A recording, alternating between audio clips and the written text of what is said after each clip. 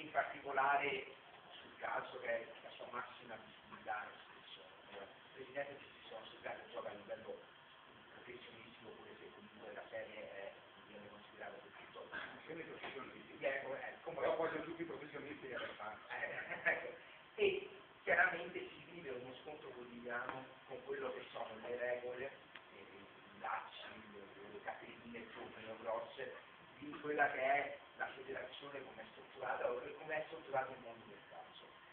E questo viene poi all'esperienza che è nata a Padova della Sportiva Sant'Ignacio di Palmazzo dell'Età, perché comunque ci sono dei problemi.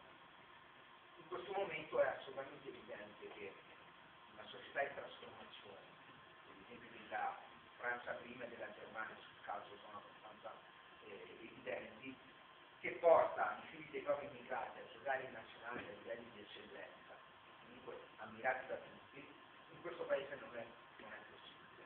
I nostri immigrati potrebbero essere evidentemente eligibili tutti gli immigrati, ma hanno problemi a portare poi al professionismo, anche a farli giocare nelle serie dove gioca è un problema che quantomeno questo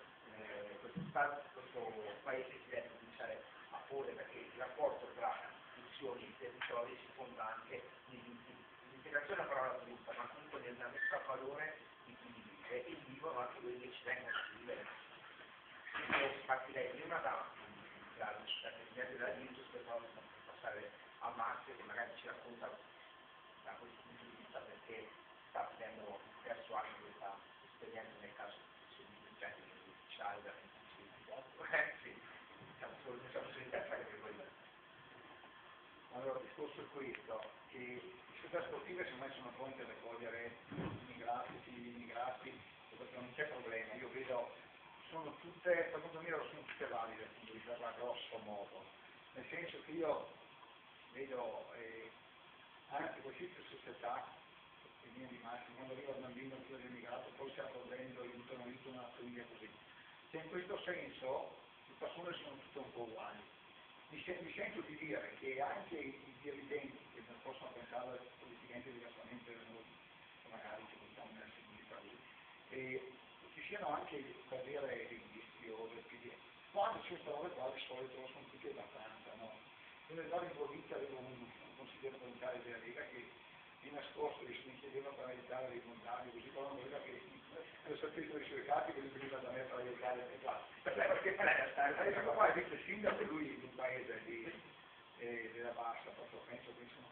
Perché voglio dire, le società, il problema è burocraticamente e gestionalmente la federazione che li fanno diventare matto, no? Allora, se uno è uno che è diventato italiano non c'è problema. Se uno è chiamato un primo tesseramento, se uno non ha mai toccato le sue parti, la volta che è tesserato è come fosse italiano che sia straniero, poi averne 100. Se invece uno ha già giocato dalle sue parti in città come ha ritrovato una degli esoti, allora non ce n'è solo uno per società, una cosa pazzesca. Tra comunitari e extracomunitari solo uno.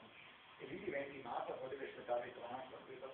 Perciò diciamo che il problema per le società, nell'avere giocatori mali e anche ragazzi immigrati, è solo la burocrazia che ti impone la federazione. Perciò arretrata la federazione o la legge italiana. Le società sportive secondo me sono tutte disponibili, no? Io dico a Verona, abbiamo una società che fa, tra virgolette, un lavoro splendido che è Lega, no? Di qua giocano a livello anche loro così, però sono pieni hanno un sacco di stranieri, immigrati così, e per dire, non so, soldi, che c'è un consigliere comunale, no? Che lui, guarda, magari Forza Italia senza nella Lega così, però lui, al di là magari dei suoi interventi non comunali che a volte possono anche non condividere, però lui aiuta la tematica società che è lì, non è che deve votare, perché non è che possono votare la maggior parte, no? Però lui va sempre là, così mi ha chiamato per dire, perciò secondo me diciamo che la società civile, tra virgolette, è più matura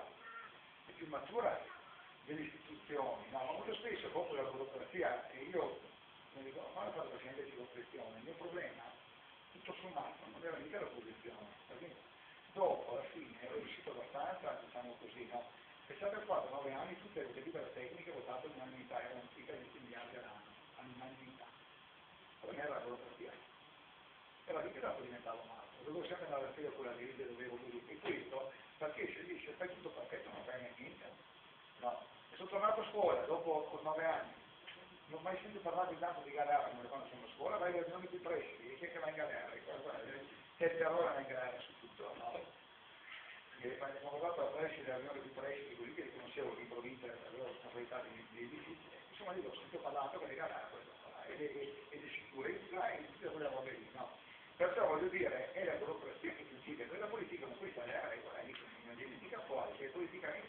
Perciò bisogna battere soprattutto per cambiare le regole, poi scuola un altro strumento, dopo l'ho parlato a mister, così.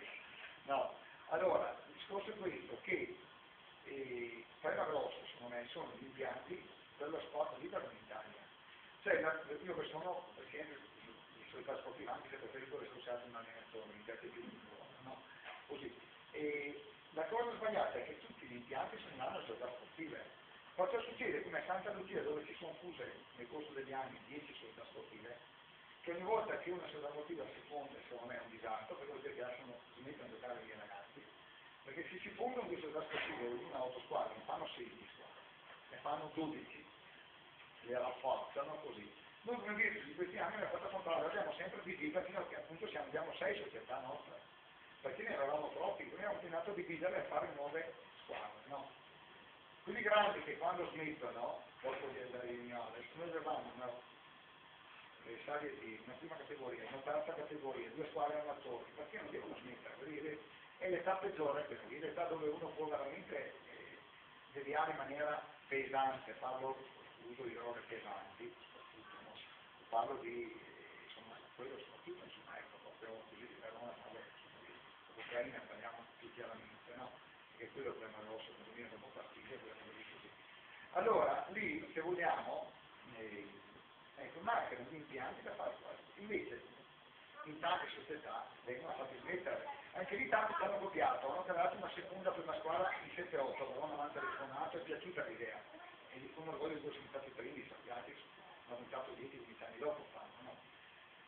Però, tante società che non lo fanno, e rimangono impianti dove liberamente il chiedo santo in chiesa, tutti queste società, che è una società che ha 8 impianti. Mi chiedo che il Gerone, la storia dello giocare non sapevo neanche mai dove allenarsi, perché non arrivano.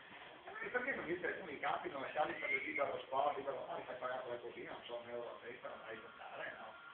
E così mancano campi per la libera ricreazione, per il libero sport, così uno vuole, adesso fortuna che è nato il calcetto, allora lì perlomeno tanti si organizzano in 5-6, lì è facile, fai, costa tanto, però uno ci va. Però bisogna batterci, secondo me, a livello politico, per avere campi che possano giocare chi ha voglia di divertirsi senza far parte di una squadra. Cioè, quella è un'esperienza fantastica, ma per assurdo dico che anche uno che non, c'è gente che non convince che fare San Locale, perché magari è più scarso, non ha voglia di fare gli allenamenti, di impegnarsi, così eccetera. Quindi lì devono avere anche loro degli spazi di ragionamento. Ecco, bisogna creare questa roba qua, ed è quella secondo me che manca. Sicuramente sono nel calcio. Penso anche magari, io vedevo qua, c'era il campo da fare National College lì, campo da fare tenerlo fuori da senza matematica, dalla c'era sempre gente che giocava, no, per dire, e dopo chiudo, ovviamente, il problema è anche per i cittadini, perché non so, se io la potete avevo qualche funzionamento di soldavano il tabellone, e ogni volta che sorge qualcosa, no, una volta sono venuti dei operai che hanno un pezzo di terra qua, che avevo fatto usare io il numero civico, e adesso ce l'hanno regolare, così, e veniva gente a dirmi che questi qua di notte prendevano la musica, le giostre, così, non sapevo, io frequentavo la famiglia, ero amico, eccetera, non c'era veramente, cioè inventavano cose contro questi per farmi intervenire, ma queste persone erano solo responsabili del gruppo adulti che magari faceva attività, gente che era nel sociale, che però fanno sociale, l'unico razzismo che mette a favore tutti destra e sinistra è quello con i zingari nomadi, no? Quello mette a favore tutti di solito, sinistra parizzata, sinistra, non di tutto chiaramente, però un po' le persone. Dai, comunque tornando a bomba, il problema grosso sono gli impianti per tutti, anche magari insomma non super impianti lussuosi così, però anche dignitosi con uno spogliatoio, una doccia così, no, tanto che uno deve